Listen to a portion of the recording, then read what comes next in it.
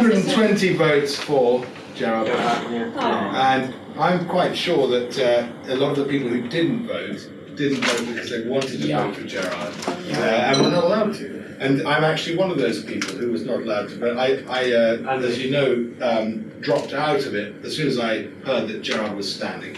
Because I thought, I'll vote for him, that's much better. He can take all the flack and do all the mess and all that, and you know, and going on telly and not saying what they want and get in trouble with the NEC. I'm happy with the job you're doing. I think most people here are as well. Yes. Thank you, Jeff. Thank you very much. Thank you very much. Well, the first thing I want to say is thank you, all of you, for being UKIP members, for turning up, for being counted, for being active, and also for the effort that you've put in over the last year, 5 years, 10 years, 20 years, whatever it is. There are lots of members when I go to meetings who've been at it for a long time. And it's very important to remember that what made Nigel this celebrity actually was the people trudging through the rain on February evening or April evening, getting us ready for local elections or whatever it was, putting out terrible leaflets, frequently not left aligned. The mortal sin of design, and so that lots of people have made that effort. Thank you. If all you ever do is just pay for your membership, thank you, because that actually is how the party pays the wages of the fantastic staff down in Newton Abbot in Devon, and they work very hard. And I don't know if you've ever called Newton Abbot, but if you have, you'll know that they pick up the phone, they answer your questions, and they actually deliver and do what you want. So the staff at Newton Abbot are fantastic. They're utterly committed, and they're great. We love them. So well done. The party, of course, has achieved much, much more than people or the press or many people are willing to admit, because we reasserted the principle of nationhood. And that's something so important, because more and more now we're seeing forces, supranational forces trying to forge power structures and control and really take away the rights and the privileges of being an individual, and really take away the old-fashioned ideas of democracy. And it's being burnt, and it's being burnt faster than the rainforest. And so we stood up against that, and the whole world noticed. And when I was campaigning in the referendum, there was a picture taken of me with my "Don't Swallow Dave's Pork Pies" poster that got me in such trouble. And there were several articles that said, if they win the Leave vote, then there will be a Trump victory in the autumn. And the logic of that, I couldn't quite understand how they worked it out, but essentially the psephologists or whatever they were had worked out that if there was enough to get us over the line on Leave, then there would be enough to get Trump over the line. And sure enough, it happened. And I think many people recognise that the referendum result gave people in the US hope that they could stand up against these brainwashed lefties and get out, and that's what gets people to turn out and actually vote. So we influenced that. Yes. We transformed this country. We've tied the EU in knots. It doesn't know what to do with us, and it's behaving in a way that is counterproductive for the EU, because they're behaving like the dictators that they are. Yes. The more they do that, the more the mood changes in this country, and the more people in this country say, we can see what they are now, and we don't like it. So I read today in the paper, I can't remember which one it was, that they reckon 1/3 of Remain voters have now changed their mind. So now that doesn't go on the BBC, obviously it doesn't go in the mainstream press. I think it might have been in the Express or something, but if you look up that story, it is out there. I don't know how big the survey was, but have a look at it. So where was it, this survey? Well, I think there was a story about it in the Express. Oh, right, so okay. have a look, you might be able to dig that up. But anyway, so we've got a huge achievement behind us, and it is a tiny number of people, and it always was a tiny number of people. If you look at UKIP membership, the maximum it's ever been is 40,000 odd.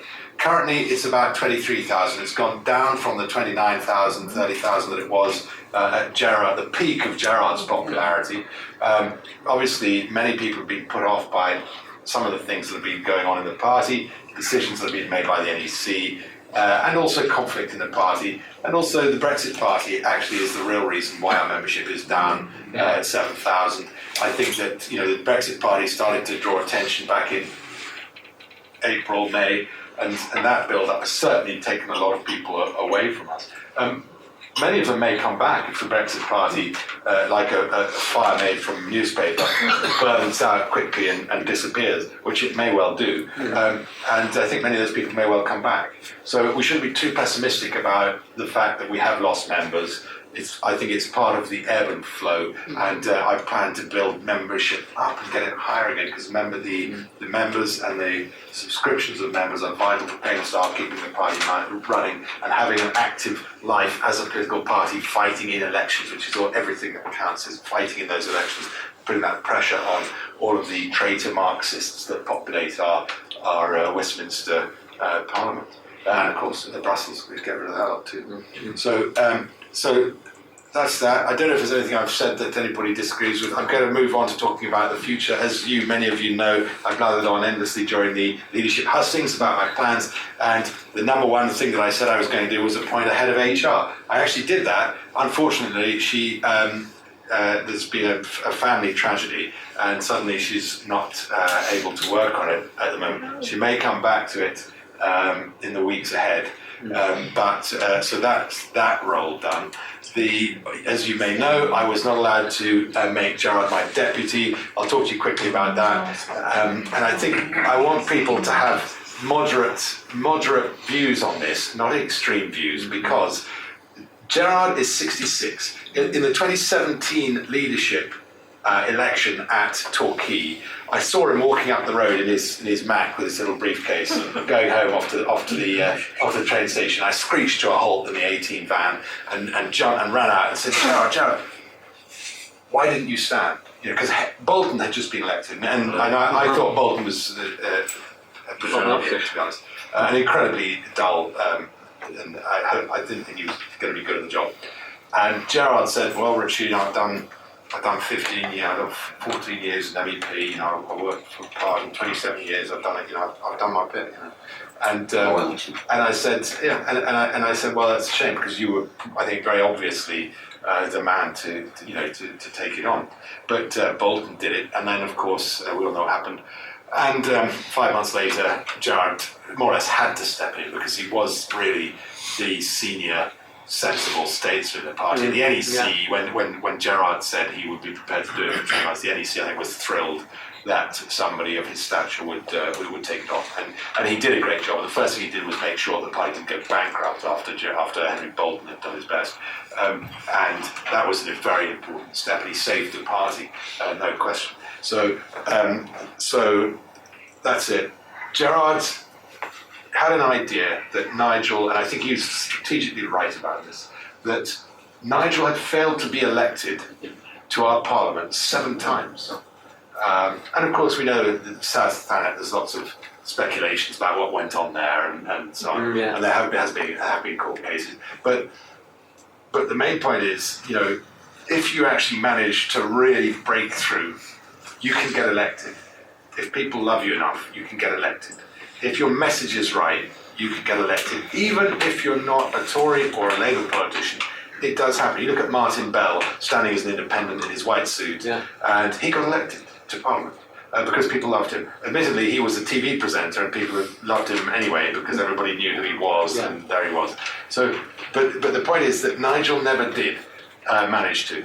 And I guess that Gerard's idea was that UKIP had managed to appeal to middle-class leavers, but hadn't really managed to appeal enough to Labour or working-class voters. And I think Labour in particular, I would reckon that if you go back to those days, probably most UKIP members had come at some point from the Tory party.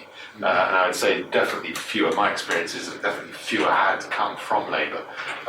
And so I think Gerard's idea was that we needed to appeal more to working class voters, to Labour voters, to people who were not, comfortable, maybe people who were aspiring, but not, not people who are well off. And I think that strategy is probably right.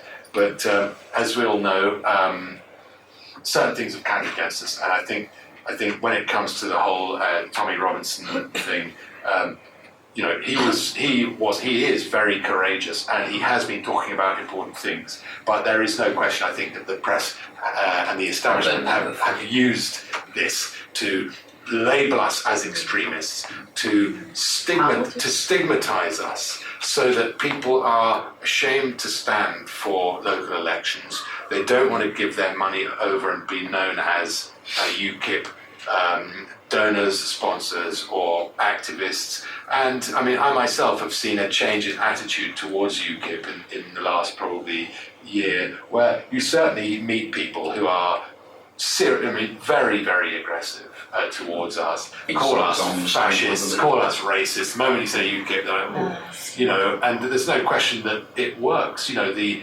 effort to stigmatize us and you know, call us these sorts of names, they don't reflect our politics, but they work as a method of smearing the party, and that's what we've got to fight against, and that's what we're up against now. And so for that reason, and then there is also the issue of, you know, Tommy, some of the events haven't been that great. You know, Tommy has now been sent to prison again, and there's also the question of people around Tommy who may be good people, but who present themselves, I think, as too ready to be aggressive street activists. And of course, British people, I think, don't like that. We immediately associate those kinds of attitudes with fascism in the 1930s and Mosley and you know, all of that. And so I think that those tactics don't work for a party trying to be a mainstream political party. And we actually need to step up. We need to be that much better than Labour. You know, we've got to be better than we've got to be better than John Prescott. You know, that's a bit hard, isn't it? Yeah, but you know what I mean. So, not going around pumping people, will we? So sorry, say again. You mentioned Prescott, we ain't going to go around thumping people, will we? No, that's it. No thumping people. But I also think, you know, we've got to remember that every one of us, when we're out there campaigning, we are ambassadors for the party. Yeah, we need to have great manners. I've always seen UKIPers be incredibly charming, have great manners, and take an amazing amount of rudeness and abuse, and just smile and walk away and just, you know, water up a duck's back. So sticks and stones, that's what it is. So that's what we have to do. That needs to be the culture of the party. And I think that as time goes by, as the years go by, as long as we present ourselves as the rational, moderate, sensible people that we are, gradually, I think the stigma will go. Yeah. And people, I think that will work. It will take time, and we're going to have to work at that as a party. But the other thing is, you may have noticed that in my interviews, when I'm challenged on Tommy Robinson, I defend him. And I defend the fact that he went on Newsnight in 2011 and he spoke truth on TV very bravely about grooming gangs and about the balkanisation and the destruction of British villages and towns and our society because of a militant political culture that is taking root in this country, that is absolute anathema to our history and our way of life. And he had the guts to talk about that. And of course, that is why he's become a public enemy, because he spoke out against very powerful and very, very well-heeled concerns. And so we need to stick to our guns, be honest about this, have the courage to stand our ground and not go into retreat. We need to be open and honest and talk. Because if you go back to, let's say, the late 90s or early 2000s, UKIP was in this position back then when it came to the EU. We were vilified for saying the unsayable thing that this country could actually leave the EU. We were vilified, we were regarded as nutcases, swivel-eyed loons and all of that sort of stuff. And now here we are, you know, and it is like, it's attributed to Gandhi, perhaps it wasn't Gandhi, who said, first they ignore you, then they laugh at you, then they fight you, and then you win. And you know, we haven't reached the stage. We have had some great victories. We haven't quite won really getting out yet, and fingers crossed that's going to happen. But this process will go on again, and UKIP has the reason why UKIP can do this again is because of you, the members, because the members are independent thinkers. And it always amazes me when I meet UKIP people how switched on. I actually feel humbled when I go to UKIP branches because of how much everybody knows. And they all know much more than me. And I listen to amazing things, and I haven't read it and I didn't know about it, and I'm learning all the time from UKIP people who are incredibly informed and who go beyond and around the mainstream channels of information and inquire in every direction with an open mind and look at every possible, interpretation of what's really going on. And that's the culture and the spirit of UKIP, the courage to think for yourself. Yes. And not just be told and lectured and just accept the mainstream view, but actually to challenge it, to be skeptical, and to think profoundly yourself about the world. That's the character of this party, and that's why I'm so proud to be the leader of it. Let's talk a little bit more about the future. What's going to change? We're going to change the manifesto, but incrementally.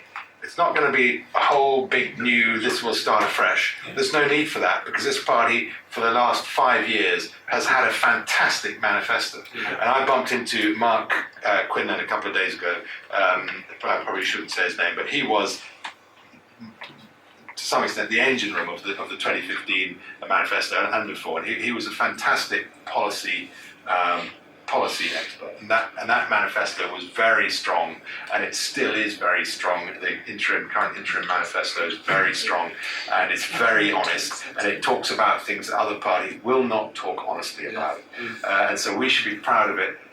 Read the manifesto just after you do your bedtime reading. Just read another paragraph of the manifesto before you go to bed every night, and make sure that you've really got it under your belt, so that when people challenge you and talk a lot of rubbish, you can say, actually, no, UKIP believes this, and we actually know our own policy back to front, so that we can back it up and explain it to people, say this is why it makes sense. It's quite handy to cut and paste a bit in the Facebook when somebody says something that's not right. There you go. Stick it on Facebook. Show people. Go on Twitter. Say, just bite-sized pieces. This is what UKIP manifesto says. Make the most of it. It's a fantastic document, and we can be very proud of it. I do want to improve the manifesto and evolve it. There's two things I want to say about that. One is I made clear during the leadership that the route by which I would do that is a forum where we have real peer review, effective peer review, so that people are polite to each other and they stop swearing at each other and they stop arguing about how many angels can fit on the head of a pin, and in fact come together and get some useful work done. And the key things about that is that this forum, you need to be able to vote up what people say. You need to be able to vote down what people say. You need to be able to see who the people are, and you also need to be able to press the annihilate button. Okay, because if someone puts something up there that is genuinely going to get the party into trouble, the forum is going to be for members only. It's not going to be publicly viewable, but it is going to have very clear ways to review things, to vote for and against what people say. And the reason why that's important is that what will emerge from that is that every month there is going to be a most popular policy. And it might only get 1,000 or 2,000 votes, but it will still be the party's most popular policy. The 20% of members who don't have email addresses, I'm afraid, are probably going to get left behind by this process. But they are 20%, and the problem is that they have been the tail wagging the dog for the last 10 years in this party. They have been the excuse that has been given for the party not to get its IT act together. And we've got to stop that. Hands up if you don't have a computer or a mobile phone. Get one, because you're going to need it. I used to have a computer, and where I live in Kensal Green, I've had 4 or 5 different mobile phones, and It's a signal. It's so bad. I used to think that I kept buying more and more expensive phones, thinking that it was the phone. When I discovered it was the mast, I gave in. I just packed it in. But it is a lot better now, Francis. Okay, but- it is a lot better But now. Francis, yeah. at some point in the near future, this party is going to put pressure on you to get a computer or an iPad or whatever it is to interact properly with the party. Yeah. Because the tools that will help this party to communicate better internally are going to be essential tools. You get free loot using most libraries, And so, don't you? and so it's going to happen, and I'm sorry, but the few people who get left behind by this, those people have been holding the party back for a long time now, and we've got to break free of this Luddite mentality. We've got to get much better organised. We've got to use tech better. We've got to communicate better internally. We've got to communicate. We do very well communicating externally, strangely enough. The message isn't always right, but there's an awful lot of people in the party putting out an awful lot of message that goes out there on social media and everywhere else. But the point is that we're going to change that, and a forum for the party with members only and proper peer review is going to be central to that. And we're going to be able to look back at the year and say, in the last year, the 3 most popular policies amongst the members of this party were bring back the requirement that all vendors must accept cash. Okay, policy 1, and so on. And so we'll just go through the list of things, and that way we'll be able to know what the party thinks. So much of the arguing and the conflict in this party has arisen from the fact that people say, well, everyone in the party thinks this. And then the other chap says, no, they don't, everyone in the party thinks this. And we spend all our time arguing about what the majority of people in the party want. And nobody actually knows at all what the majority of people in the party want. Richard, you could solve this email, mobile phone, computer thing very simply. In fact, Jeff and I have done this, and Barnett, we've been working together. But you can partner a chairman. So you partner a chairman that doesn't have members that don't have mobiles, emails, or don't know how to use them. You just partner them with somebody that does. Bob's your uncle done. Absolutely right. So that's Partnering, and it's right. So I free. put forward this idea that you have a tech buddy. So people who are active in the branch, you need to target. So actually, I think quite often the number of people who really are not connected at all is usually about equal to the number of people that are active in a branch. I mean, in my branch, those figures are about sort of 15 to 20 in my branch. So yes, buddies, or maybe one person has the responsibility of helping 2 people, but that's exactly what the plan is. Yeah. So that's the first policy. Let me just get to this. So that's the first policy question. There are of course more policy questions, and we need to have better policy on economics, freedom of speech, the digital privacy, the issue of data tyranny is what I call it during the leadership hustings. We need to develop policy in those areas and improve it. But don't forget that we always have this guiding principle in the party that we are libertarian and we fight for freedom. And the more freedom there is, the more you trust people to do what's right, the more good comes of it. And that's the guiding philosophy of the party. And so our policies are going to develop in that direction. That's where we're going. And I think that's about all I've got to say to you. I'm looking forward to your questions. Thank you.